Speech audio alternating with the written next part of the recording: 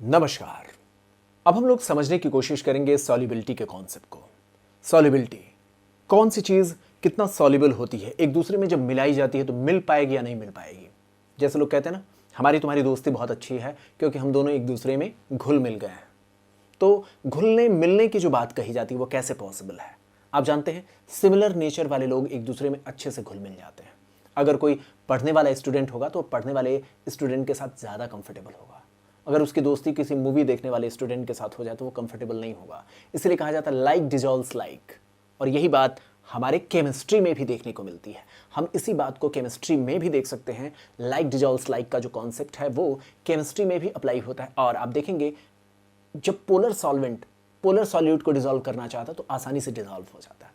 इसी तरीके से नॉन पोलर जो सॉल्यूट होते हैं नॉन पोलर सॉल्वेंट में ही डिजॉल्व हो पाते हैं। तो देखते हैं सॉल्युबिलिटी का कॉन्सेप्ट क्या है। और इसमें आगे बढ़ने से पहले मैं आपको बता दूं, मैंने आपको बार बार बोल रखा है, चैप्टर कहां से शुरू हुआ था। Homogeneous mixture, heterogeneous mixture. मैंने हेट्रोजीनियस को किनारे किया, होमोजीनियस में आए। होमोजीनियस मिक्सचर में भी कई सारे तरीके थे। बाइनरी सोल्यूशन, टर्नरी सोल्यूशन, दो कंपोनेंट, दो से ज्यादा कंपोनेंट। तो मैंने आपसे कहा कि नहीं, टर्नरी के बारे में नहीं पढ़ना, सिर्फ और सिर्फ बाइनरी के बारे में पढ़ना है। बाइनरी मतलब दो कंपोनेंट वालों में। दो कंपोनेंट जब मिलाते हैं तो कितने तरीके के होमोजीनियस मिक्सचर पॉसिबल हैं। पिछले लेक्चर में बात हुआ था 9 टाइप्स के। और इसमें 3 टाइप्स के जो सोल्यूशन होते हैं वो लिक्विड सोल्यूशन से रिलेटेड होते हैं। 3 टाइप्स के जो सोल्यूशन होते हैं 9 में से वो लिक्विड सोल्यूशन से रिलेटेड होते हैं। तो उसमें लिक्विड में, अगर लिक्विड में सॉलिड को मिलाया गया, लिक्विड के भीतर लिक्विड को मिलाया गया, लिक्विड के भीतर गैस को मिलाया गया, उस तरीके के जो 3 कॉन्सेप्ट हैं उनके बारे में हमें बात करनी है। यानी इस चैप्टर का जो कोर कॉन्सेप्ट है, जब तक आपको वो पता नहीं होगा तब तक आप क्वेश्चन करते समय आप घबराएंगे। तो आपको ध्यान रखना है, इस चैप्टर में जो भी न्यूमेरिकल प्रॉब्लम्स होंगे वो लिक्विड सोल्यूशन को लेकर के बनाए गए हैं। तो इसमें देखते हैं सॉल्युबिलिटी के इस कॉन्सेप्ट में। और सॉल्युबिलिटी होता क्या है, पहले यह हमारे लिए जानना जरूरी है। मैंने इसलिए आपसे कहा कि सिमिलर नेचर वाली चीजें एक दूसरे में डिसॉल्व होती, चाहे वो सॉलिड को आप लिक्विड में घोलें, चाहे लिक्विड को लिक्विड में घोलें, चाहे आप गैस को लिक्विड में घोलें। इस तरीके के जो लिक्विड सोल्यूशन का जो हमारा कॉन्सेप्ट है उस चीज को समझना है। हमारे जो टारगेट है हमें समझने का इस चैप्टर में वो लिक्विड सोल्यूशन पे बात करना है। ये भले ही थोड़ा सा कुछ लोगों को बोरिंग लग सकता है, लेकिन जब तक आपको चैप्टर का टारगेट पता नहीं होगा तब तक आप उस चैप्टर में कॉन्फिडेंस नहीं पैदा कर सकते हैं। और अगर आपको टारगेट पता रहा तो वन बाई वन आप चैप्टर में एंटर करते जाएंगे। तो सबसे पहले हम पहले टॉपिक को देखेंगे। सॉलिड को जब किसी लिक्विड में डिसॉल्व किया जाता है तो क्या होता है, solubility of A solid in a liquid, हम इस बारे में बात करेंगे। तो इसमें होगा क्या, इस चीज को समझने के लिए हमारी किताब में एक इमेज दिया गया है, उसको हम देखेंगे। और इसमें यह बात समझाने की कोशिश किया गया है कि सॉल्यूट पार्टिकल्स आपस में अगर पोलर बॉन्ड्स के द्वारा जुड़े हुए हैं, सॉल्वेंट जो पार्टिकल्स हैं, अगर सॉल्वेंट के पार्टिकल्स अगर पोलर बॉन्ड्स के द्वारा आपस में अट्रैक्टेड है, पोलर नेचर का सॉल्वेंट भी है, पोलर नेचर का सॉल्यूट भी है, और ये मिलने के बाद ये पोलैरिटी का ही अगर इन्वायरमेंट मिल रहा है तो ये आपस में डिसॉल्व भी हो जाते हैं। ये बात आप इस तरीके से समझें, लाइक डिसॉल्व्स लाइक वाला जो मैंने स्टार्टिंग में ही मैंने आपको कॉन्सेप्ट बताया था उस चीज को आप फॉलो करेंगे। यहां पर देखिए, ये मैंने बोला ना कि सॉल्यूट के बीच में अगर इंटरमॉलिक्यूलर इंटरेक्शन पोलर नेचर का हो, इसी तरीके से सॉल्वेंट के बीच में इंटरमॉलिक्यूलर इंटरेक्शन पोलर नेचर का हो। आप यहां पर देखें, सॉल्यूट के बीच में जो इंटरेक्शन है वो इंटरमॉलिक्यूलर इंटरेक्शन पोलर नेचर का हो, सॉल्वेंट के बीच का जो इंटरेक्शन है वो पोलर नेचर का हो। और अगर दोनों को, सॉल्यूट और सॉल्वेंट को मिला दिया जाए, यानी सॉल्यूट और सॉल्वेंट आपस में एक दूसरे के करीब आ गए, मेरी बात समझ रहे हैं, ऊपर देखें सॉल्यूट है, सॉल्वेंट है, दोनों को मिला दिया गया तो क्या हुआ, सॉल्यूट और सॉल्वेंट के बीच का इंटरेक्शन हुआ। और अगर इंटरमॉलिक्यूलर इंटरेक्शन भी पोलर नेचर का रहा तो सॉल्यूट उस लिक्विड में डिसॉल्व हो जाएगा। तो इस तरीके से क्या होता है, इस तरीके से हमने समझा कि कोई सॉल्यूट किसी सॉल्वेंट में कैसे डिसॉल्व होता है। लेकिन एक बात है, क्या अगर दोनों के बीच में इंटरेक्शन पोलर नेचर का है, वो भी पोलर नेचर के हैं, डिसॉल्व हो जा रहा है, अच्छी बात है। कब तक डिसॉल्व होंगे, कितना डिसॉल्व होंगे, कभी तो जाकर के प्रेसिपिटेशन की घटना होगी। तो जो आप सैचुरेटेड सॉल्यूशन का कॉन्सेप्ट देखते हैं ना, जैसे मैंने आपसे क्या कहा, शुगर पोलर नेचर का है, वाटर पोलर नेचर का है। शुगर में आप वाटर के भीतर आप शुगर ऐड करते जा रहे हैं, वाटर के भीतर आपने शुगर ऐड करना शुरू कर दिया। अब होता क्या है, कब तक आप शुगर उसमें ऐड करते जाएंगे। सैचुरेटेड सॉल्यूशन का क्या कॉन्सेप्ट है उसको भी यहीं पर सीखना है। तो हमें ये देखना है कि सॉल्युबिलिटी को कौन कौन से फैक्टर प्रभावित करते हैं। तो यहाँ पर देखना है टेम्परेचर का क्या फैक्टर होगा, प्रेशर का क्या फैक्टर होगा, उन चीज़ों को भी हमें देखना होगा। तो हम पढ़ क्या रहे हैं, अभी हमने आपको बताया लिक्विड सोल्यूशन में 3 चीज़ें हमें पढ़नी है। सॉलिड को लिक्विड में मिलाना, लिक्विड को लिक्विड में मिलाना, गैस को लिक्विड में मिलाना है। तो अभी सबसे पहले वाले टारगेट पर हम बात कर रहे हैं। क्या कर रहे हैं, सॉलिड को लिक्विड में मिला रहे हैं। और इस दौरान हम ये देखने की कोशिश करेंगे टेम्परेचर का क्या इफेक्ट होगा। इस दौरान हम समझने की कोशिश करेंगे प्रेशर का क्या इफेक्ट होगा। उन दोनों ही फैक्टर्स के बारे में अभी हम आगे आपसे बात करेंगे। और इस टॉपिक में जब हम इस बारे में बात करते हैं ना, तो इक्विलिब्रियम का जो हमारा कॉन्सेप्ट है वो यहाँ पर रिकॉल होता है। इक्विलिब्रियम याद है आपको, जो हम पहले पढ़े हुए इक्विलिब्रियम का जो केमिकल इक्विलिब्रियम के जो कॉन्सेप्ट हैं, फिजिकल इक्विलिब्रियम का जो कॉन्सेप्ट है वो यहाँ पर अप्लाई होगा। यहाँ पर हम ली चैटलियर प्रिंसिपल जो हम इक्विलिब्रियम के चैप्टर में पढ़ते हैं उसको अप्लाई करके हम समझ पाएंगे सॉल्युबिलिटी, सॉलिड के लिक्विड में घुलने की जो बात है वो ली चैटलियर प्रिंसिपल पर कैसे आधारित होती, उन सारी चीज़ों को देखने की कोशिश करेंगे। तो चलते हैं लाइक डिसॉल्व्स लाइक वाली बात को आगे हम कंटिन्यू करते हुए यह देखेंगे कब तक किसी सोल्यूशन में कोई सॉल्यूट ऐड होगा, क्या होगा जब हम एक्स्ट्रा अमाउंट ऑफ सॉल्यूट को लगातार ऐड करते जाते हैं किसी सोल्यूशन में, क्या होता है। तो इस बारे में समझना होगा किस तरीके से ये सैचुरेटेड सोल्यूशन का कॉन्सेप्ट हमारे सामने आता है। और मैंने आपको बताया ना, केमिस्ट्री कभी भी मास की बात नहीं करती है, केमिस्ट्री कभी भी मोल्स की बात नहीं करती है। केमिस्ट्री किसकी बात करती है, केमिस्ट्री बात करती है पार्टिकल्स की। और इसलिए मैंने अपनी पूरी किताब में कोशिश किया है कि हम सारे के सारे कॉन्सेप्ट्स को पार्टिकल्स के लेवल पर जाकर के समझने की कोशिश करें।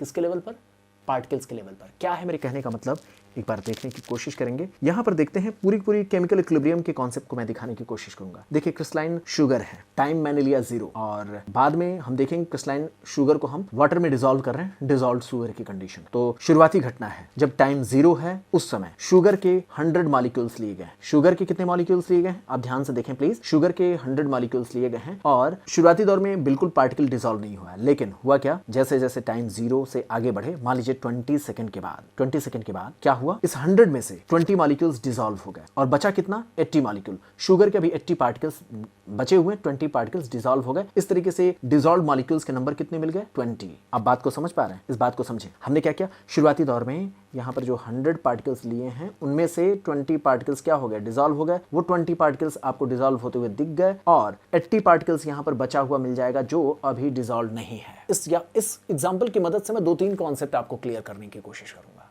पहला ये डिसोल्यूशन क्या होता है, उसके अलावा हम ये भी समझने की कोशिश करेंगे डिसॉल्व करने के दौरान इक्विलिब्रियम की स्टेट कैसे आती है। जो इक्विलिब्रियम की स्टेट हम वहाँ पर पढ़ते हैं केमिकल इक्विलिब्रियम, फिजिकल इक्विलिब्रियम में, वो बात हम यहाँ पर समझ पाएंगे। हम समझ पाएंगे किस तरीके से जो लॉ ऑफ मास एक्शन काम करता है, जिसमें रेट को हम कंसंट्रेशन के टर्म्स में समझने की कोशिश करते हैं। कंसंट्रेशन ज़्यादा होगा, रेट ज़्यादा होगा, वो जो बात हम कहते हैं ना लॉ ऑफ मास एक्शन, उसको भी यहीं पर हम प्रैक्टिकली देख पाएंगे। थोड़ा सा पेशेंस बनाए रखिएगा, सब समझ में आएगा। देखिए जैसे क्या हुआ, हमने क्या कहा, शुरुआती दौर में 20 मॉलिक्यूल्स डिसॉल्व हुआ, उसके बाद क्या हुआ, अगले 20 सेकंड में, नेक्स्ट 20 सेकंड में, यानी टोटल अब टाइम 40 सेकंड पे पहुंच गया। तो अब की बार क्या हुआ, पहले तो क्या हुआ 20 मॉलिक्यूल्स डिसॉल्व हुए थे, अब क्या हुआ 15 मॉलिक्यूल्स ही डिसॉल्व हुए। और जैसे जैसे पार्टिकल्स यहाँ पर पहुंच रहे हैं डिसॉल्व होने वाले, अब देखिए डिसॉल्व मॉलिक्यूल्स के नंबर अब 20 हुआ ना, 20 हुआ। इसके बाद क्या होता है, 20 वाला जैसे जैसे मॉलिक्यूल यहाँ पर बढ़ना शुरू हुआ तो ये आगे 15 मॉलिक्यूल डिसॉल्व होने के लिए आगे बढ़ा, 15 मॉलिक्यूल डिसॉल्व होने के लिए आगे बढ़ा, और इसी में से अगर 15 यहाँ बढ़ा तो 20 पहले था, 15 यहाँ पर ऐड हुआ, 35 होना चाहिए था, लेकिन 35 में से 5 पार्टिकल्स बैक होना शुरू कर देंगे। क्यों? क्योंकि आपको मैंने बताया ना कि रेट ऑफ रिएक्शन जो होता है कंसंट्रेशन ऑफ रिएक्टेंट पे डिपेंड करता है। तो अगर फॉरवर्ड डायरेक्शन में जा रहे हैं तो इसमें एक बात समझ में आई कि पहले पार्टिकल्स के नंबर ज़्यादा थे, 100 पार्टिकल था, ज़्यादा डिसॉल्व होने के लिए जा रहे थे। जब पार्टिकल्स के नंबर 80 हो गए तो डिसॉल्व होने की टेंडेंसी कम हो गई। ऐसे ही जब आप प्रोडक्ट के साइड में देखें तो आपने प्रोडक्ट के साइड में क्या देखा, प्रोडक्ट के साइड में आपने देखा कि अब वो बैक जाने की टेंडेंसी रखते हैं। किसकी टेंडेंसी रखते हैं? बैक जाने की। और जब पार्टिकल्स प्रोडक्ट के जैसे जैसे बढ़ते जाएंगे बैक में जाने की टेंडेंसी बढ़ने लगेगी। तो एक समय ऐसा आएगा कि आगे जाने की टेंडेंसी, बैक में जाने की टेंडेंसी दोनों एक दूसरे को बराबर कर देगी और उसके बाद इक्विलिब्रियम की स्टेट आ जाएगी। इसी चीज़ को मैं इस किताब में, अपनी किताब में समझाने की कोशिश किया हूं। यहाँ पर देखिए, मैंने आपसे कहा 15 मॉलिक्यूल्स डिसॉल्व हो रहे हैं, 5 मॉलिक्यूल्स क्रिस्टलाइज हो रहे हैं, अल्टीमेटली 10 का रिजल्ट मिलेगा। और यहाँ पर आप देख पा रहे हैं 70 मॉलिक्यूल्स यहाँ पर मिलेंगे, 30 मॉलिक्यूल्स डिसॉल्व हो गए। अब यहाँ पर क्या हुआ, अगले स्टेप में जब ये टाइम 60 सेकंड के आसपास पहुंच जाता है, तो अब जो पहले होता था घटना अब उससे कम होने लगेगी। देखिए पहले क्या था, 20 मॉलिक्यूल्स डिसॉल्व होने के लिए गए, फिर क्या हुआ, जैसे जैसे पार्टिकल्स, देखिए टोटल पार्टिकल्स जब 70 थे तो 15 मॉलिक्यूल्स डिसॉल्व होने को गए थे। जब यहाँ पर 65 पार्टिकल्स हो जाते हैं तो 12 मॉलिक्यूल्स डिसॉल्व होने के लिए आगे बढ़ेंगे। और आप बैकवर्ड डायरेक्शन में होने वाली घटना को देखें, बैकवर्ड डायरेक्शन में शुरुआती दौर में क्या हुआ, बैकवर्ड डायरेक्शन में 0 पार्टिकल गया था क्रिस्टलाइज होने के लिए, यानी बैकवर्ड डायरेक्शन में। फिर यहाँ पर क्या देख रहे हैं, जैसे जैसे यहाँ पर नंबर बढ़ रहा है वैसे वैसे बैकवर्ड डायरेक्शन में जाने वाले पार्टिकल्स 5 मॉलिक्यूल्स हुए। फिर उसके बाद क्या हुआ, आप देख रहे हैं 7 मॉलिक्यूल्स हो गए। क्यों, क्योंकि यहाँ पर पार्टिकल्स के नंबर बढ़ते जा रहे हैं प्रोडक्ट के साइड में। डिसॉल्व पार्टिकल्स के नंबर बढ़ते जाएंगे तो वो बैक डायरेक्शन में अपनी जो टेंडेंसी उसको बढ़ाना शुरू कर देगा। फॉरवर्ड डायरेक्शन में मॉलिक्यूल्स के नंबर कम हो रहे हैं तो इसकी टेंडेंसी कम होने लगी, इधर की टेंडेंसी बढ़ने लगी। और एक समय ऐसा आएगा कि इसकी टेंडेंसी घटने लगेगी, इसकी टेंडेंसी बढ़ने लगेगी, और आपस में एक दूसरे को जब इक्विलिब्रियम के स्टेट में आ जाएगी तो फिर आप कोई भी फिजिकल या केमिकल चेंजेस होते हुए वहां पर नहीं देखेंगे। यही बात आप अगले स्टेप में देख रहे हैं। यहाँ पर देखें अगले स्टेप में क्या हुआ, इस चीज को जनरलाइज करने की कोशिश करेंगे। यहाँ पर देखिए जब 65 मॉलिक्यूल्स हो गया तो उसके बाद क्या हुआ, 10 मॉलिक्यूल्स डिसॉल्व होने के लिए जा रहा है। और जब यहाँ पर 35 मॉलिक्यूल्स हो गया ना तो 10 मॉलिक्यूल्स से क्रिस्टलाइज होने के लिए हो रहे हैं, यानी बैकवर्ड डायरेक्शन में 10 मॉलिक्यूल्स जा रहे हैं, फॉरवर्ड डायरेक्शन में 10 मॉलिक्यूल्स जा रहे हैं। इस वजह से जब टाइम 80 सेकंड के आसपास पहुंच जाता है, 80 सेकंड के आसपास पहुंच जाता है तो अब कोई विजिबल चेंजेस आपको देखने को नहीं मिलेगा। क्यों, क्योंकि 10 मॉलिक्यूल्स आगे बढ़ेंगे, 10 मॉलिक्यूल्स ही बैक जा रहे हैं। इस तरीके से प्रोडक्ट के साइड में 35 मॉलिक्यूल्स होंगे, रिएक्टेंट के साइड में 65 मॉलिक्यूल्स होंगे, और ये नंबर अब चेंज नहीं होगा, बराबर रेट से आगे और पीछे जाते जाएंगे। तो इस तरीके से एक समय आया कि अगर इसके बाद आप थोड़ा भी पार्टिकल जो भी ऐड करेंगे ना वो इक्विलिब्रियम पर कोई फर्क नहीं डालेगा। अब इससे ज़्यादा पार्टिकल्स डिसॉल्व हो ही नहीं सकते हैं, इसलिए आपको एक प्रेसिपिटेशन देखने को मिलता है। और इसलिए कहा जाता है कि जब कभी भी आप किसी क्वांटिटी को मिलाते जाते हैं तो कुछ समय के बाद ऐसा लगता है कि वो प्रेसिपिटेट कर रहा है। तो उस समय पूछा जाता है ना, क्या केमिकल इक्विलिब्रियम या फिजिकल इक्विलिब्रियम की स्टेट जो होती है वो क्या स्टैटिक होती है? ऑब्जेक्टिव में क्वेश्चन पूछा जाता है ना, स्टैटिक नहीं होती है, वो डायनेमिक होती है। लेकिन जिस रेट से फॉरवर्ड डायरेक्शन का काम होता है उसी रेट से बैकवर्ड डायरेक्शन का काम होता है, इसलिए एक इक्विलिब्रियम वहाँ पर डेवलप हो जाती है। अगर मेरी लैंग्वेज थोड़ी कम समझ में आई होगी तो किताब में देखिएगा, इस इमेज को आप बहुत अच्छे तरीके से समझ पाएंगे डायनेमिक कैसे है।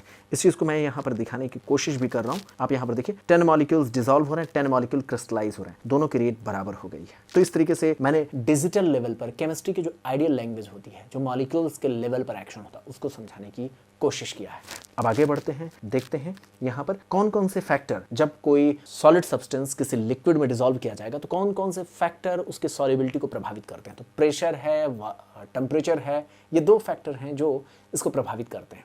लेकिन ध्यान में रखने वाली बात यह है कि लिक्विड सोल्यूशन में जब सॉलिड ऐड किया जाता है तो दोनों ही लगभग इनकम्प्रेसिबल होते हैं। इनकम्प्रेसिबल होने के नाते वो दबाया नहीं जा सकता, ना सॉलिड दबाया जा सकता ना लिक्विड दबाया जा सकता, इसलिए बहुत ज़्यादा आपको फर्क नहीं मिलेगा प्रेशर के इफेक्ट का। तो इस तरीके से एक फैक्टर जिसको आप प्रेशर की बात कहते हैं, वो प्रेशर यहाँ पर कोई बहुत ज़्यादा फर्क नहीं डाल पाता। तो देखते हैं क्या कोई फिजिकल फैक्टर सॉल्युबिलिटी को प्रभावित करेगा, वो भी तब जब हम बात कर रहे हैं सॉलिड को लिक्विड में डिसॉल्व करने की, सॉलिड को लिक्विड में डिसॉल्व करने की बात कर रहे हैं। तो क्या उस समय कोई प्रभाव पड़ेगा? तो यहाँ पर प्रेशर का कोई प्रभाव नहीं होगा, लेकिन टेम्परेचर का प्रभाव पड़ता है। टेम्परेचर का इफेक्ट हम देख सकते हैं सॉल्युबिलिटी पर, और वो भी जब सॉलिड को किसी लिक्विड में डिसॉल्व किया जाता है। यहाँ पर भी ली चैटलियर प्रिंसिपल को आपको याद करना होगा। ली चैटलियर प्रिंसिपल क्या कहता है? ली चैटलियर प्रिंसिपल ये कहता है कि जब कभी भी आपने किसी सॉलिड को लिक्विड में डिसॉल्व किया तो उस समय आपके पास 2 एग्जाम्पल हैं। आप चूना पत्थर, जो आप समझ सकते हैं ना, जो कैल्शियम कार्बोनेट का जो भी होता है, या कैल्शियम ऑक्साइड आप कहें, चूना पत्थर मतलब कैल्शियम ऑक्साइड, उसको अगर आप डिसॉल्व करने की कोशिश करेंगे तो वहाँ पर क्या एक्सोथर्मिक रिएक्शन होता है। बात समझ रहे हैं? तो अगर आपके पास चूना पत्थर है, कैल्शियम ऑक्साइड है, अगर आप उसको डिसॉल्व करने जाएंगे तो वहाँ पर वो हीट खुद से जनरेट करेगा। अगर कोई रिएक्शन खुद से हीट जनरेट कर रहा, उसको अगर आप हीट करोगे, उसको हीट करेंगे तो डिसोल्यूशन की प्रोसेस नहीं हो पाएगी। अगर शुगर है, शुगर एंडोथर्मिक रिएक्शन होता है, शुगर जब पानी में घोला जाता है ना तो उसको हीट की ज़रूरत होती है, उसको अगर आप हीट प्रोवाइड करेंगे तो डिसोल्यूशन में सपोर्ट मिलेगा। इसीलिए कहा जाता है कि एंडोथर्मिक रिएक्शन के लिए अगर आप हीट प्रोवाइड करते हैं तो आप प्रोडक्ट के डायरेक्शन में रिएक्शन को ले जा सकते हैं, सॉल्युबिलिटी को बढ़ा सकते हैं। लेकिन अगर वो एक्सोथर्मिक होगा एक्सोथर्मिक खुद से हीट प्रोड्यूस करेगा, कोई गुस्सैल हो उसको और आप गुस्सा बाहर से दिलाओगे तो पता चलेगा क्या, वो और भड़क जाएगा। सिंपल सी बात यहाँ पर यही लागू होगा। यहाँ पर हम क्या देख सकते हैं, टेम्परेचर के लेवल पर, और यहाँ पर हम यही आपको बताना चाहते हैं। देखिए यहाँ पर क्लियर कट लिखा भी है, एंडोथर्मिक प्रोसेस के लिए, एंडोथर्मिक प्रोसेस के लिए अगर आप टेम्परेचर बढ़ाएंगे तो सॉल्युबिलिटी क्या होती है, इंक्रीज होती है। और कैसे इंक्रीज करती है इस चीज को मैंने डिजिटल लेवल पर समझाने की कोशिश किया है। यहाँ पर देखिए सॉल्यूट के क्रिस्टल के बारे में इंफॉर्मेशन दिया गया है, सॉल्यूट के क्रिस्टल के बारे में इंफॉर्मेशन दिया गया है, और यह बताया गया कि अगर आप सॉल्यूट के क्रिस्टल के बीच के बॉन्ड्स को ब्रेक करना चाहते हैं तो आपको मिनिमम एनर्जी देनी पड़ेगी। कितनी? 200 यूनिट एनर्जी देनी पड़ेगी। और सपोज दैट सॉल्यूट के पार्टिकल्स 200 यूनिट एनर्जी से एक दूसरे के साथ बॉन्डेड है, आप सिर्फ एनर्जी दे पा रहे हैं 100 यूनिट की, क्या वो बॉन्ड टूट पाएगा? नहीं। आप 100 दे रहे हैं, जरूरत है 200 की, क्या कभी बॉन्ड टूट पाएगा? नहीं टूट पाएगा। अगर 200 की जरूरत है, आप 200 दीजिए या अबव 200 दीजिए, तब वो बॉन्ड्स ब्रेक हो पाएंगे। मेरी बात समझ रहे हैं? यही बात यहाँ पर मैंने आपको समझाने की कोशिश किया। अब देखें यहाँ पर 200 यूनिट की आवश्यकता है, आप 100 यूनिट की देंगे तो डिसोल्यूशन नहीं होगा। लेकिन अगर आपने वहाँ पर कोशिश किया और धीरे धीरे आपने ये देखने की कोशिश किया कि उसको डिसॉल्व करने के लिए, इस बॉन्ड को ब्रेक करने के लिए सॉल्वेंट के पार्टिकल्स ने अपनी काइनेटिक एनर्जी का यूज किया। किसका यूज किया? काइनेटिक एनर्जी का यूज किया। काइनेटिक एनर्जी का यूज कर रहे हैं और टेम्परेचर थोड़ा कम है, यहाँ पर देखिए काइनेटिक एनर्जी का इस्तेमाल कर रहे हैं। पहला सिचुएशन ये है कि सॉल्वेंट मॉलिक्यूल्स के काइनेटिक एनर्जी की वजह से अगर वो बॉन्ड ब्रेक करने की कोशिश किया जाए और सॉल्वेंट मॉलिक्यूल्स की अपनी काइनेटिक एनर्जी केवल 150 यूनिट की हो, वो वैल्यू है जो जितनी रिक्वायर्ड है उससे कम ही है, तो इसका मतलब ये है कि सॉल्यूट के अधिकतर पार्टिकल्स जो होंगे वो डिसॉल्व नहीं हो पाएंगे। लेकिन अगर आपने वाटर मॉलिक्यूल्स की एनर्जी आपने बढ़ा दिया तो होगा क्या? सॉल्वेंट के मॉलिक्यूल्स जाएंगे, धक्का देंगे और उन बॉन्ड्स को क्या करेंगे? ब्रेक कर देंगे। उन बॉन्ड्स को ब्रेक करेंगे, एक नया अट्रैक्शन तैयार करेंगे सॉल्यूट और सॉल्वेंट के बीच में। यही बात सिचुएशन 1 के बाद, सिचुएशन 1 में 150 ही रिक्वायर एनर्जी मिल पा रही है, जो भी आवश्यकता है उसमें से केवल 150 मिल पा रहा है, बॉन्ड ब्रेक नहीं होगा। लेकिन अगर आपने टेम्परेचर बढ़ाया, सेकंड सिचुएशन है और काइनेटिक एनर्जी सॉल्वेंट मॉलिक्यूल्स की बढ़ गई और इस दौरान इसकी एनर्जी 250 यूनिट की हो गई, तो सारे के सारे मॉलिक्यूल्स आसानी से डिसॉल्व हो जाएंगे। इसलिए कहा गया है अगर एंडोथर्मिक रिएक्शन है, उसको एनर्जी चाहिए, तो अगर आप एनर्जी देते हैं सॉल्युबिलिटी बढ़ जाएगी। ये बात मैंने आपको समझाने की कोशिश किया है। इसके बाद अगले लेवल पर हम चलेंगे और देखने की कोशिश करेंगे क्या प्रेशर किसी सॉलिड के लिक्विड में सॉल्युबिलिटी पर कोई फर्क डालता है। तो क्या एक्सटर्नल प्रेशर से आप किसी सॉलिड को लिक्विड में डिसॉल्व करने पर कोई फर्क पाएंगे? बिल्कुल नहीं पाएंगे, क्योंकि दोनों ही इनकम्प्रेसिबल होते हैं। एक दूसरे पर बहुत ज़्यादा प्रेशर की फर्क पड़ने से कोई फर्क नहीं पड़ेगा। लेकिन आप आगे जब पढ़ेंगे गैस को किसी लिक्विड में डिसॉल्व करना हो तो बहुत ज़बरदस्त वहाँ पर फ़र्क पड़ता है। गैस को जब किसी लिक्विड में डिसॉल्व करना हो तो वहाँ पर फ़र्क पड़ता है। वहाँ पर हम प्रॉपर एक हेनरी लॉ की बात करते हैं, वहाँ पर उस चीज़ का हम इफेक्ट देखने को पाएंगे। तो इस तरीके से हमने क्या देखा? हमने यह देखा कि सॉलिड के लिक्विड में डिसॉल्व करने पर 2 फैक्टर होते हैं। एक फैक्टर ज़्यादा मायने नहीं रखता है, एक फैक्टर मायने रखता है, उसके बारे में हमने स्टडी कर लिया। अब चलते हैं अगले लेवल पर। अगले लेवल पर क्या है? अगले लेवल पर है किसी लिक्विड को लिक्विड में डिसॉल्व किया जाए। तो आप जानते हैं लिक्विड पर प्रेशर को कोई बहुत बड़ा फर्क नहीं पड़ेगा। यहाँ पर भी आप जानते हैं लिक्विड भी इनकम्प्रेसिबल होते हैं, वो दब नहीं सकते, इनकम्प्रेसिबल होते हैं, वो आपस में बहुत ज़्यादा प्रेशर का कोई फ़र्क उन पर आएगा नहीं। लेकिन अगर आप बात करते हैं कि उसमें सॉल्युबिलिटी के नेचर पर, तो सॉल्युबिलिटी का नेचर प्रभावित होगा और उसकी वजह से वो डिसॉल्व हो सकते हैं। सॉल्युबिलिटी के फैक्टर को अगर आप कंपैटिबल अगर आप बनाते हैं, दोनों ही पोलर नेचर के होंगे, तो आसानी से डिसॉल्व हो सकते हैं। तो इस चीज़ को हम समझ चुके हैं पहले ही, और इसीलिए लिक्विड का लिक्विड में सॉल्युबिलिटी पर क्या फ़र्क पड़ेगा उसके बारे में हम बात कर चुके हैं। इसमें वेपर प्रेशर का क्या कॉन्सेप्ट होगा उस पर हम आगे बात करेंगे। बात समझिए, जिस सेक्शन में हम हैं, स्लाइड पर देखें, जिस सेक्शन पर हम हैं, इस सेक्शन को आगे चल करके हम और इस कॉन्सेप्ट पर फोकस करेंगे। इस बात का जो हम पढ़ रहे हैं ना, इसका हम आगे वेपर प्रेशर के लेवल पर हम आगे चलकर इसका एप्लीकेशन देखेंगे, जहां हम मोल फ्रैक्शन के कॉन्सेप्ट का यूटिलाइजेशन करेंगे। इसके बाद जो अगला सेक्शन है, अभी हमने 2 सेक्शन कवर कर लिया, सॉलिड को लिक्विड में घोला, लिक्विड को लिक्विड में घोला। तीसरे सेक्शन पर चलेंगे। तीसरे सेक्शन में हम क्या बात करते हैं? तीसरे सेक्शन में हम गैस को लिक्विड में घोलने की बात करते हैं। तो वो बात हमें समझ में आनी चाहिए। तो अब तक हम लोगों ने 2 चीजों के बारे में पढ़ लिया। कौन कौन सा? Solubility of A solid in a liquid, और दूसरा solubility of liquid in a liquid. इसके बाद अब हम समझने की कोशिश करेंगे solubility of a gas in a liquid, और इसमें हम क्या समझने की कोशिश करेंगे? हम देखने की कोशिश करेंगे हेनरीज लॉ को। हेनरीज लॉ बहुत इंपॉर्टेंट लॉ है, ये केमिस्ट्री में बहुत इंपॉर्टेंट लॉ है, इसके बारे में हम अब बात करेंगे। तो एक चीज तो ये है कि हेनरीज लॉ क्या कहता है आप देखिए कोई भी आप कार्बोनेटेड सॉफ्ट ड्रिंक के बारे में देखते होंगे ना, आप देखते होंगे कि उसमें बहुत हाई प्रेशर पर कार्बन डाइऑक्साइड को डिजोल्व किया गया होता है। कोक ले लीजिए, चाहे सोडा ले लीजिए, उसमें क्या होता है, उसमें होता क्या है, कार्बन डाइऑक्साइड को बहुत हाई प्रेशर पर डिजोल्व किया गया होता है। हेनरीज लॉ क्या कहता है, हेनरीज लॉ ये कहता है कि जितना ही ज़्यादा आप ऊपर से प्रेशर अप्लाई करेंगे उतना ही ज़्यादा वो लिक्विड डिजोल्व होती है। जितना ही ज़्यादा आप ऊपर से प्रेशर अप्लाई करेंगे उतना ही ज़्यादा वो लिक्विड किसी मतलब वो उतना ही ज़्यादा वो गैस किसी लिक्विड में डिजोल्व हो पाएगा। आप बात को बहुत प्रैक्टिकली समझ भी सकते हैं, बहुत सिंपल सी बात है। कोई गैस कितना डिजोल्व होगा ये इस बात पर डिपेंड करेगा कि आपने कितना प्रेशर अप्लाई किया है। इसी बात को ध्यान में रखते हुए हेनरीज ने अपनी बात कहा था, solubility of a gas in a liquid depends upon, किस बात पर, पहली बात तो ये कि वो गैस उस लिक्विड में डिजोल्व होना चाहता है या नहीं होना चाहता, कितना डिजोल्व होना चाहता है। जैसे आप देखेंगे कार्बन डाइऑक्साइड वाटर में ज़्यादा डिजोल्व होने की टेंडेंसी रखता है। ऑक्सीजन गैस की बात कहें तो वो वाटर में डिजोल्व होने की टेंडेंसी कम रखता है। तो उस गैस का अपना नेचर होना चाहिए, कितना घुलना चाहता है, ये उस गैस का अपना नेचर होता है। दूसरी बात यह है कि टेम्परेचर कितना है। अगर टेम्परेचर कम होगा तो गैसेस बहुत आसानी से घुल जाती हैं, और टेम्परेचर ज़्यादा होगा तो गैसेस जो है ना वो काइनेटिक एनर्जी मिलने लगती है उनको ज़्यादा टेम्परेचर पे, वो वापस बाहर बबल्स के रूप में निकलने की कोशिश करने लगेंगे। इसलिए लो टेम्परेचर पर सॉल्युबिलिटी आपको अच्छी मिलेगी गैस को अगर लिक्विड में डिसॉल्व करना है तो। तीसरा क्या है, प्रेशर की बात। प्रेशर कितना आपने अप्लाई किया है सरफेस ऑफ द सोल्यूशन पर, उस पर भी ये डिपेंड करेगा। तो प्रेशर के इफेक्ट को हमने बहुत ही अच्छे तरीके से समझने की कोशिश किया है हेनरीज लॉ के रूप में। और यहाँ पर हम देख सकते हैं, यहाँ पर देख सकते हैं ये इमेज, थोड़ा सा हमारी बुक में जब इसका प्रिंटेड वर्जन है तो उसमें ये बात एकदम सही तरीके से लिखा गया है। यहाँ थोड़ा सा आप सही करेंगे, ये 10 यूनिट का शुरुआती प्रेशर लगाया गया। क्या करते हैं, इस चीज़ को लैंग्वेज को हमने समझाने की कोशिश किया है। शुरुआती दौर में 10 यूनिट का प्रेशर लगाया गया है, बाद में 20 यूनिट का प्रेशर लगाया गया है, और उसके बाद 40 यूनिट का प्रेशर लगाया गया है। अलग अलग सिचुएशन हमने यहाँ पर देखा है। और जैसे जैसे हम यहाँ पर प्रेशर बढ़ाते जाते हैं, यहाँ पर देखिए वेट हम बढ़ाते जाते हैं, सॉल्युबिलिटी बढ़ती जाती है। देखिए पहले सॉल्वेंट में घुलने की टेंडेंसी कम थी, प्रेशर हमने बढ़ाया, प्रेशर बढ़ाया, सॉल्युबिलिटी बढ़ती चली गई, और प्रेशर बढ़ाया। अब यहाँ देखिए वेट को हम बढ़ाते जा रहे हैं, सॉल्युबिलिटी बढ़ती जा रही है। ये इमेजिनेशन करके हम आपको समझाने की बस इतनी सी कोशिश कर रहे हैं कि जैसे जैसे हम प्रेशर बढ़ाते हैं कोई चीज़, कोई गैस किसी लिक्विड में, किसी दिए गए सॉल्वेंट में आसानी से डिसॉल्व होने की टेंडेंसी बढ़ा देती है। तो उसकी टेंडेंसी बढ़ने लगती है जैसे जैसे आप प्रेशर बढ़ाने लगते हैं।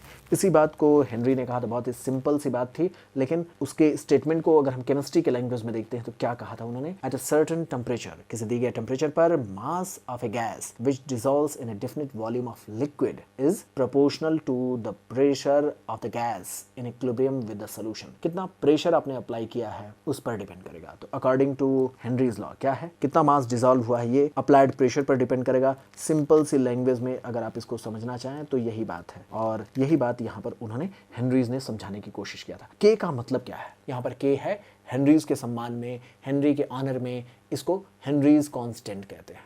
और आप यहाँ पर देख सकते हैं ना, m is directly proportional to p into k, इस चीज को हम यहाँ पर देख सकते हैं। और हेनरीज कांस्टेंट को लेकर के कई बार क्वेश्चन पूछा गया है।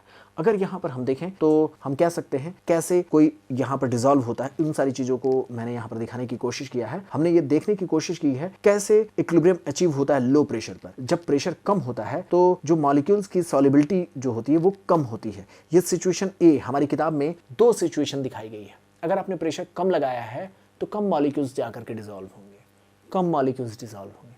अगर आपने प्रेशर बढ़ा दिया, डिसॉल्व होने वाले मॉलिक्यूल्स के नंबर बढ़ जाएंगे। जो आप बेसिक समझ रखते हैं उसी चीज़ को मैंने यहाँ पर इमेज के माध्यम से दिखाने की कोशिश किया है। तो आप यहाँ पर देखें, यहाँ पर नंबर 1 पर मैंने दिखाया है कि अगर आपने प्रेशर 20 यूनिट का अप्लाई किया है तो नंबर 2 पर देखेंगे उस समय सॉल्युबल मॉलिक्यूल्स कितने हैं, 100 है। और आप यहाँ पर देख सकते हैं कि इक्विलिब्रियम डेवलप होता है, जिस दौरान मॉलिक्यूल जितना एंटर करता है उतना एक निकलने की कोशिश करता है, और एक फिक्स अमाउंट उस सॉल्वेंट में डिसॉल्व भी रहता है। इक्विलिब्रियम के कॉन्सेप्ट को थोड़ा सा मन के आंखों को ओपन करके जब आप देखेंगे तभी आप समझ पाएंगे। यहाँ पर क्या हुआ, आपने प्रेशर अप्लाई किया, मॉलिक्यूल्स भीतर गए, भीतर गए, भीतर गए, भीतर गए, और उसके बाद इक्विलिब्रियम वहाँ पर भी सेट होता है। जैसे मैंने सॉलिड को लिक्विड में घोलने की बात किया, वैसे ही अब आप सोचें गैस को जब आप लिक्विड में घोलेंगे तो स्टार्टिंग में टेंडेंसी आपको ज़्यादा मिलेगी घुलने की, थोड़ी देर बाद इक्विलिब्रियम मिल जाएगा, एक फिक्स अमाउंट उसके भीतर डिसॉल्व रहेगा। तो इसीलिए हेनरी ने कहा था जो मास उसमें डिसॉल्व है वो उस बात पे डिपेंड करेगा कितना प्रेशर अप्लाई किया गया। बात समझ रहे हैं, क्योंकि एक स्टेप तक तो वही वाली बात, जो आपने सॉलिड को लिक्विड में डिसॉल्व किया है, स्टार्टिंग में टेंडेंसी बढ़ी हुई थी, बाद में चल कर के इक्विलिब्रियम आकर के फिक्स हो गई थी। वही बात आप यहाँ पर भी देखेंगे। इमेज में आप देखें एक इक्विलिब्रियम आ जाएगा और उसके बाद फर्दर कोई अमाउंट में चेंजेस नहीं आएंगे। तो इस समय आप देख पाएंगे जब ये इक्विलिब्रियम आ गया, आप देखिए सिंबल को दिखाने का मकसद यही था कि आप समझ सकें कि जो नंबर ऑफ मॉलिक्यूल्स एंटर कर रहे हैं और नंबर ऑफ मॉलिक्यूल्स जो छोड़ रहे हैं वो दोनों एक इक्विलिब्रियम के स्टेट में आ गए और इस तरीके से जो मॉलिक्यूल्स वेसल्स के भीतर जो उस सॉल्वेंट के भीतर जो डिसॉल्व्ड हैं उनकी एक फिक्स वैल्यू है। सिचुएशन 1 हाइपोथेटिकल सिचुएशन है जिसमें मैंने एक्सटर्नल प्रेशर जो अप्लाई किया है वो कितना अप्लाई किया, 20 यूनिट का अप्लाई किया है। नंबर 1 इमेज के पॉइंट्स में आप देख सकते हैं। इसके बाद क्या होगा, इसके बाद हम बात करेंगे सिचुएशन बी की। सिचुएशन बी में आप देखें सारी चीजें आप आसानी से समझ सकते हैं। अगर आपने प्रेशर को बढ़ा दिया तो आप समझ सकते हैं ना, अब की बार क्या है, पहले 100 मॉलिक्यूल्स थे, अब 20 मॉलिक्यूल्स के लेवल पर जाकर के 200 मॉलिक्यूल्स के लेवल पर जाकर के 200 मॉलिक्यूल्स के लेवल पर जाकर, पहले 100 के आसपास था, अब 200 के आसपास जाकर के मॉलिक्यूल्स का एक नया इक्विलिब्रियम सेट होगा। जाहिर सी बात है वो मॉलिक्यूल्स अब ज़्यादा डिसॉल्व हुए होंगे, नए लेवल पर जाकर के इक्विलिब्रियम की कंडीशन को सेट किए हैं। यही बात हेनरीज ने अपने एक्सपेरिमेंट्स के दौरान देखने के दौरान उन्होंने एक कंक्लूजन पाया जिसको उन्होंने रूल के हिसाब से समझाने की कोशिश किया।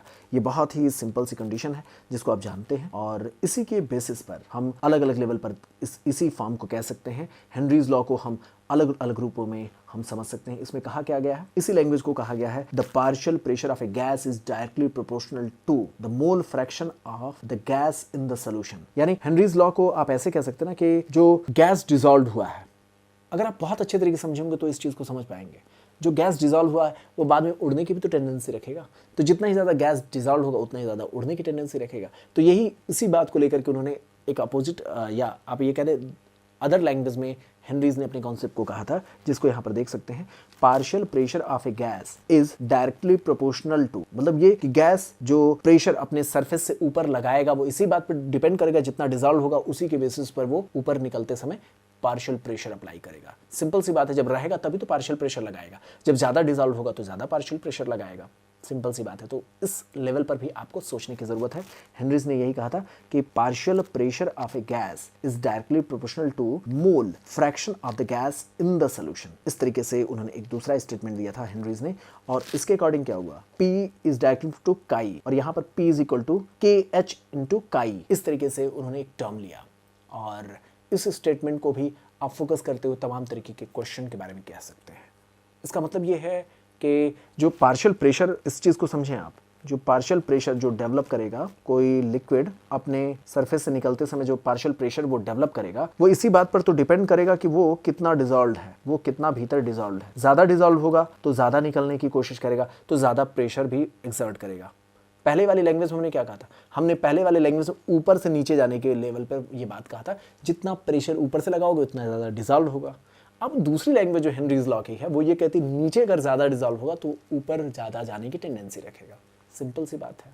और इसलिए कहा जाता है कि KH जो यहाँ पर हम कह रहे हैं, KH जो हेनरीज कांस्टेंट की बात हम कर रहे हैं, ये अपने आप में बहुत बड़ी जानकारी देता है। KH का मतलब क्या है, ये एक कांस्टेंट है और इसका आप एक इंटर रिलेशनशिप देख रहे हैं, किसके साथ, वो भी आप यहाँ पर फोकस करें। KH और काई के बीच में आप एक इंटर रिलेशनशिप देख पा रहे हैं। यहाँ पर देखें, यहाँ पर काई, KH और काई के बीच का इंटर रिलेशनशिप हम यहाँ पर देख पाएंगे। देखिए अगर KH की वैल्यू ज़्यादा है, आप यहाँ पर देखें, अगर यहाँ पर KH की वैल्यू ज़्यादा अगर मिलती है तो इसका क्या सीधा सा मतलब हम निकाल पाएंगे, उस चीज़ को समझें। अगर सॉल्युबिलिटी किसी लिक्विड की ज़्यादा है, अगर कोई लिक्विड ज़्यादा घुला हुआ है, बात समझें, अगर कोई लिक्विड ज़्यादा घुला हुआ है तो उसका KH कम होगा। आप देखें ना, ये रेसिप्रोकल होंगे एक दूसरे के। तो अगर कोई ज़्यादा सॉल्युबल होगा उसका KH कम होगा, और अगर कोई KH ज़्यादा है किसी गैस के लिए, सॉल्युबिलिटी के लिए, तो आप समझ सकते हैं कि वो कम डिसॉल्व होगा, उसका काई कम होगा। KH ज़्यादा, काई कम, काई ज़्यादा, KH कम, क्योंकि किसी दिए गए प्रेशर के लिए दोनों मल्टीप्लाई होकर के क्या करते हैं, P की वैल्यू बनाते हैं। इसी चीज़ को यहाँ पर हम लोग समझने की कोशिश कर रहे हैं। इसको आपको ध्यान से समझना है, क्योंकि इस पर बेस्ड ऑब्जेक्टिव क्वेश्चंस आपसे पूछे जा सकते हैं। ऑब्जेक्टिव क्वेश्चन में इस बात को फोकस करते हुए इस स्टेटमेंट को लेकर के क्वेश्चन पूछा जाता है। बहुत अच्छे से समझना है, यहाँ पर ध्यान में रखना है इस चीज़ को, किस तरीके से ये एक दूसरे के रेसिप्रोकल होते हैं। तो KH की वैल्यू जो किसी भी दिए गए टेम्परेचर पर वो क्या होती है, डिफरेंट गैसेस के लिए डिफरेंट होती है। तो किसी दिए गए कॉमन टेम्परेचर पर KH की वैल्यू डिफरेंट गैसेस के लिए डिफरेंट होती है। आपको मैंने बताया ना, कार्बन डाइऑक्साइड किसी दिए गए टेम्परेचर पर वाटर में ज़्यादा डिसॉल्व रहा होता है, कार्बन डाइऑक्साइड। वही ऑक्सीजन की बात कहेंगे तो ऑक्सीजन कम डिसॉल्व होता है। तो ये गैस की अपनी टेंडेंसी होती है, हर एक गैस की अपनी KH होती है किसी दिए गए टेम्परेचर पर।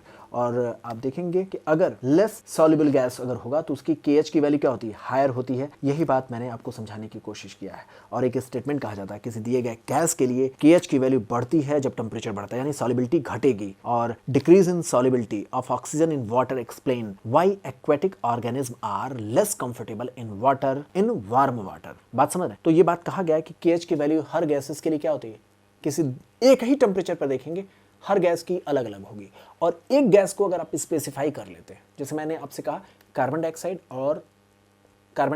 और ऑक्सीजन के टर्म्स में अगर आप कहें 25 डिग्री सेल्सियस पर कार्बन डाइऑक्साइड ज़्यादा सॉल्युबल है वाटर में, ऑक्सीजन कम सॉल्युबल है। अब ऑक्सीजन को अकेले पकड़ करके अगर हम एक्सपेरिमेंट करते हैं, ऑक्सीजन को अकेले पकड़ करके एक्सपेरिमेंट करते हैं, तो ये भी कंक्लूजन हेनरीज ने अपने एक्सपेरिमेंट के दौरान देखा था कि जो ऑक्सीजन 25 डिग्री सेल्सियस पर सॉल्युबल था, अगर वो ऑक्सीजन का टेम्परेचर अगर आप 35, 40, 50 डिग्री पर ले जाएंगे तो वो ऑक्सीजन की सॉल्युबिलिटी और कम होती जाती है।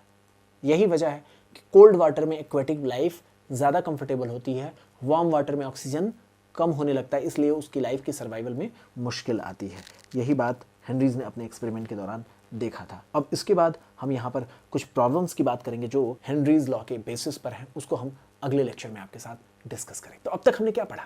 अब तक हमने पढ़ा किसी भी सॉलिड को लिक्विड में डिसॉल्व करने की टेंडेंसी, किसी लिक्विड को लिक्विड में डिसॉल्व करने की टेंडेंसी, किसी गैस को लिक्विड में डिसॉल्व करने की टेंडेंसी, क्या क्या चीज़ें होती हैं, कौन कौन से फार्मूले अप्लाई होंगे, कैसे कंसंट्रेशन का हमें कैलकुलेशन करना है, और आगे उसका कैसे हम रोल देखेंगे कैलकुलेशन में, उन सारी चीज़ों पर हम आगे आपके साथ बात करेंगे।